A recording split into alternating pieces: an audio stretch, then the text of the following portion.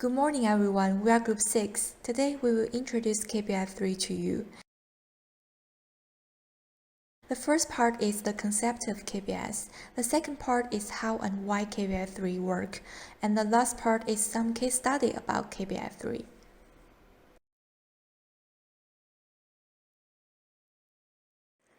KPI 3 is a technology for disposal of high-level radioactive waste developed in Sweden by nuclear waste management organization called SKB. If the holes into the rock from the cave are drilled vertically, the method is called KPI 3V, and if they are drilled horizontally, it is called KPI 3H. The only method considered so far is KPI 3V. Spent nuclear fuel is now basically stored in transitional storage equipment, and its danger is reduced continuously over time. However, it also contains substances that are active for a very long time, and these need to be finally disposed for many years to come. Therefore, KPI 3 storage method can be used for these materials that need to be decayed for a long time. The technology was developed by studying different natural storage facilities such as the natural reactor in Oklo, Garbin, and the uranium mine in Cigar Lake, Canada. The general theory is that radioactive rock in these sites has been present for thousands of years and has not affected the health and well-being of human populations.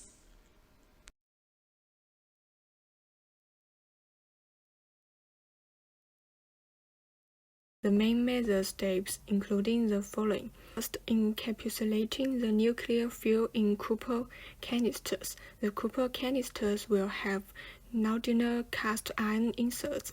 The canisters have been constructed to withstand corrosion and the mechanical forces that can result from movements in the rock surrounding the spent fuel repository. The sealed copper canisters will then be placed in a system of tunnels about 500 meters deep in the solid bedrock. The copper canisters will be embedded in bentonite clay in the spent fuel repository's tunnels. This clay will act as a buffer and protect the canister from corrosion and minor movements in the bedrock. Then they will be embedded in bentonite clay. The final barrier consists of the bedrock itself. The task of the rock is to isolate the waste. It provides a stable chemical environment and protection from events at ground level.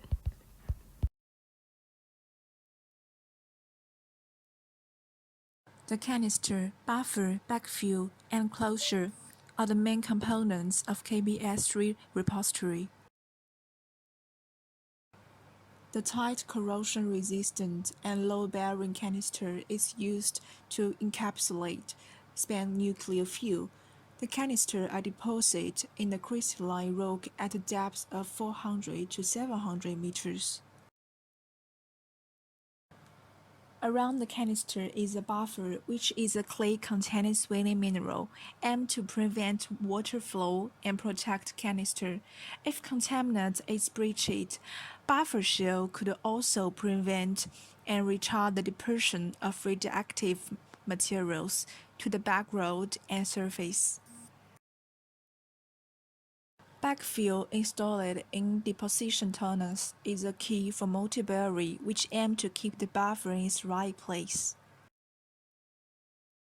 This is the cross-section of backfill. Pre-compacted bentonite blocks and highly compacted bentonite pellets are proposed to fill the volume. In those tunnels which is not deposited, such as investigation boreholes, rock caverns, shaft, and ramp, the closure is the materials to install in order to fill and close them.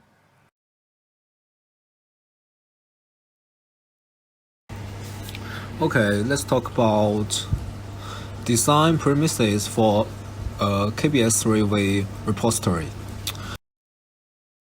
As a part of the planned license application for a final repository for spent nuclear fuel, the Swedish Nuclear Fuel and Waste Management Company (SKB) has developed design premises from a long-term safety aspect of a KBS3V repository for spent nuclear fuel. The purpose is to provide requirements from a long-term safety aspect to form the basis for the development of the references design of the repository and to just design premises typically concern specification on what mechanical loads the barriers must withstand, restrictions on the composition of barrier materials, or acceptance criteria for the various underground excavations. These design constraints, if all fulfilled by the actual design, should form a good basis for demonstrating repository safety. The justification for these design premises is derived from SKB's most recent safety assessment, SR scan, complemented by a few additional analyses.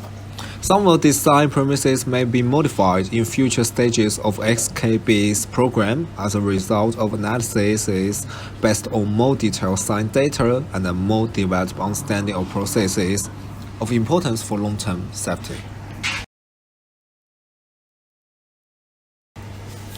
Okay, let's talk about design premises for a KBS3V repository. The UNCLOS spent nuclear film repository is a deep geological repository for the final disposal of spent nuclear fuel, the first such repository in the world for high-level waste. POSVA started construction of the site in 2004. The Finnish government issued the company a license for construction the final disposal facilities on 12 November 2015. As of June 2019, POSVA expected operations to begin in 2023. The facility's construction plans are divided into 4 phases.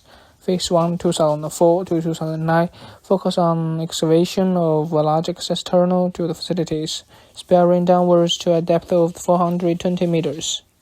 Phase 2, 2009 to 2011, continuing the excavation to a final depth of 520 meters.